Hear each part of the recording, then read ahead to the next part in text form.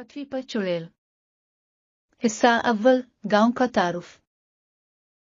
छोटा सा गांव चंदरी अपने पुरसुकून माहौल और खूबसूरत मनाजिर की वजह से मशहूर था, लेकिन इस गांव के बारे में एक खौफनाक कहानी भी मशहूर थी। कहा जाता था कि रात के वक्त रेलवे पटरी पर एक चुड़ैल भटकती है। गांव के बुजुर्ग कहते थे कि वो चुड़ैल हर रात अपने शिकार की तलाश में निकलती है। हिस्सा दुवम, नौजवान का फैसला। एक दिन एक नौजवान लड़का जिसका नाम आरिफ था गांव में आया।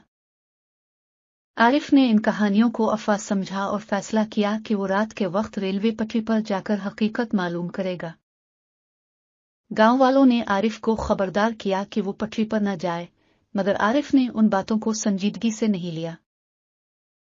हिस्सा सिवम, खौफनाक रात का आगाज। आरिफ ने रात के वक्त रेलवे पटरी पर जाने का फैसला किया।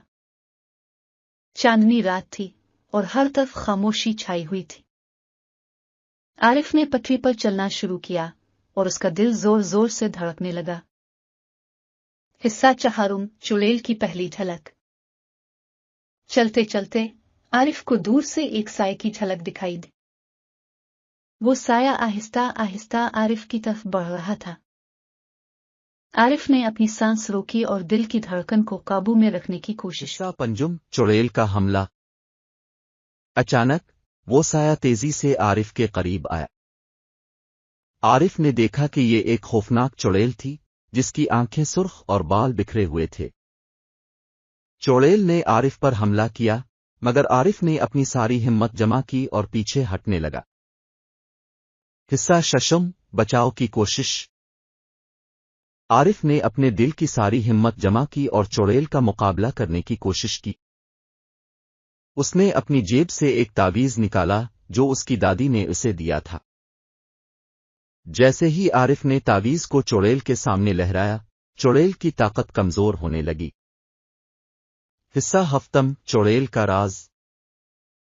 चुड़ैल ने आरिफ को बताया कि वो एक बदरू है जो सालों से इस पटरी पर भटक रही है। उसने कहा कि वो सिर्फ इस वक्त सुकून पाएगी जब उसकी कहानी सुनी जाएगी और उसका इंसाफ किया जाएगा।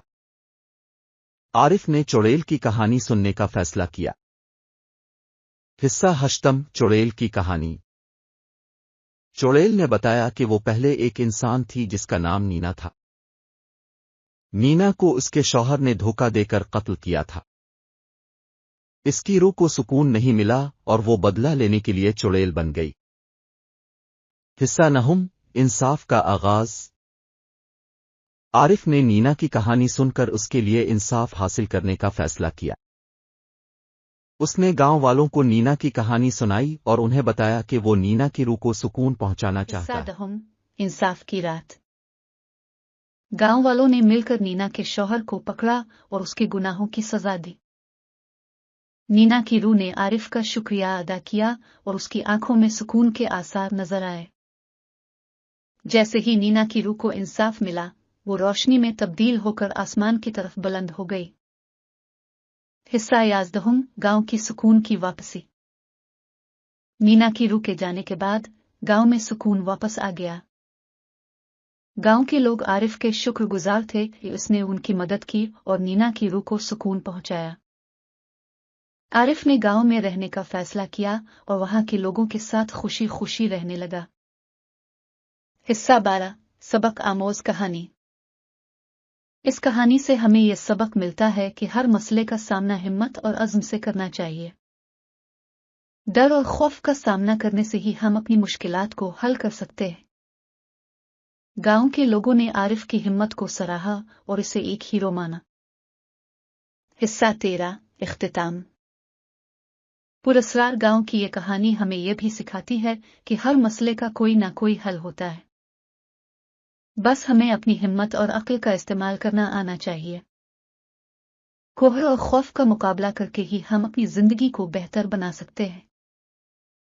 हिस्सा 14, मुकम्मल कहानी।